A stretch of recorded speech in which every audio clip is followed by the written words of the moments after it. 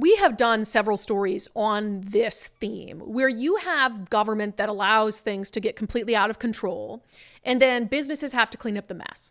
Whether it's around homelessness or substance abuse, it's like, oh, you got a homeless crisis. Hey, there's tents in front of my business. Well, yeah, I gotta deal with that. Hey, there's a druggie that keeps shooting up and passing out in my alcove. Well, you're gonna have to deal with that. We're not gonna do anything with it. And there is now a business owner in Little Saigon in Seattle that has been dealing with graffiti for some time, getting tagged up by gangs or whoever it is that wants to graffiti their place. And now the city is basically saying to this business, you're not cleaning it up fast enough, so we're going to fine you. Let's talk about it. This segment is brought to you in partnership with our friends over at Future 42. Turn your frustration into action at future42.org. So on 2 episodes ago on Sundays with Subscribers, we had on John Bennett to talk about this sort of issue, like hardworking people just getting screwed over. Hardworking people who the government's doing very little for, and then the government is expending so much energy coming after them for menial things, as opposed to just working with them and saying, hey, can you do this or that, or how can we help you? So John Bennett owns some properties in the Georgetown neighborhood of Seattle, and one of the examples that he gave us when he was on the show is just being harassed by code enforcement, and he had a particularly frustrating example about the sidewalks outside one of his businesses. I had a scissor lift out on the street, and I was painting and fixing up the exterior of my building. Mm-hmm. And I got a ticket because I did not get a street use permit, or was it a street use permit? Yeah, I think it was. Oh, man. It was a street use permit. And so, of course, I got rid of the scissor lift, mm-hmm. and then that went away. And then I got another one. Well, the next time I was working, I kept getting, and then I realized that the inspector goes to the coffee shop right next to the building every morning. And so every morning I'm up there early with this thing. So finally I talked to him. I said, what is going on here? I mean, I got to fix my building. He said, well, you need to use a street use permit. You need to rent that City of Seattle. Sidewalk belongs to the City of Seattle. You have to lease that from us to do your work. And I said, and I'm standing there right there talking to this person from, I guess it was SDOT. I said, okay, I guess I understand that. I said, how do I do that? And he said, well, you go downtown and you get a permit and you pay it and all that kind of thing. And I said, okay.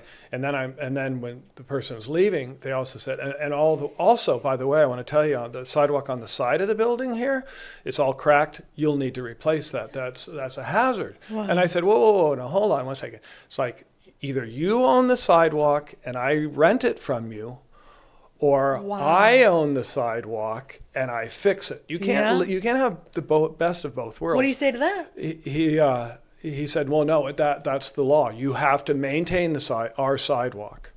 And I said, well, I'll do one or the other.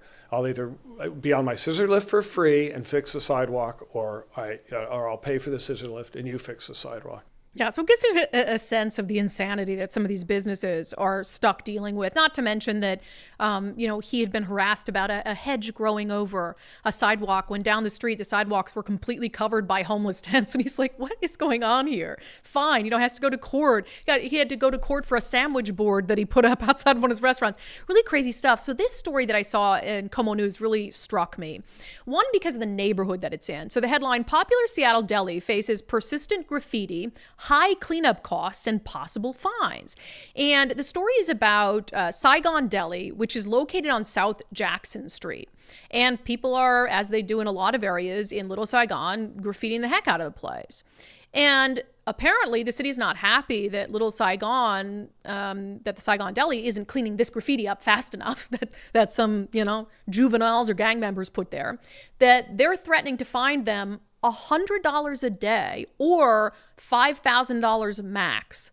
Now, one of the reasons this is such an interesting story and location, not to say that this probably isn't happening to business owners elsewhere, is that we know that even the mayor of Seattle, he's had photo ops in this exact area on South Jackson. Remember when he came into office and he's like, we're going to clean up the problem areas, 3rd and Pine, I think 19th and Jackson, somewhere around there, and in Little Saigon. And he's out there with a paintbrush painting up these exact walls on these businesses that were just covered in graffiti and beautifying the area. So this has been such a problem in this area, the lawlessness that has been allowed to continue, that the mayor himself has had photo ops there, cleaning up graffiti.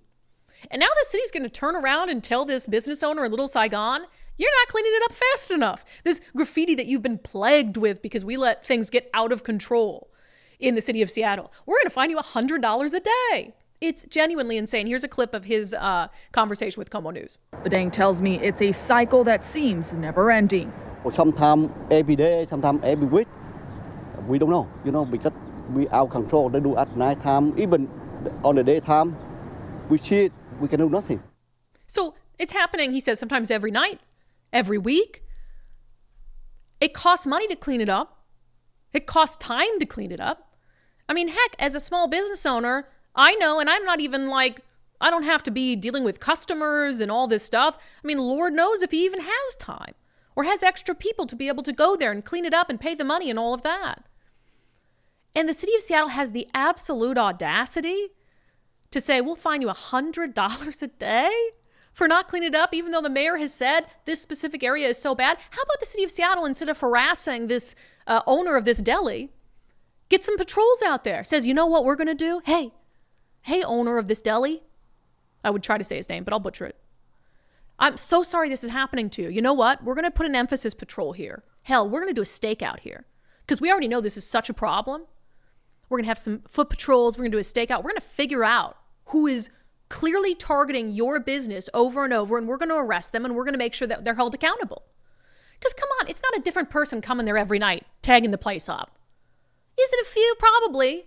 But I bet you that if police did something, if the mayor said, yeah, make this a priority. I know we got a lot of other things going on and we're short-staffed or whatever it is, but make this a priority in this area, figure out who's doing this graffiti, and then we're going to hold them accountable to the fullest extent of the law. No, instead the city of Seattle's like, we're going to fine this business owner $100 a day, up to $5,000 if he doesn't get rid of the graffiti fast enough.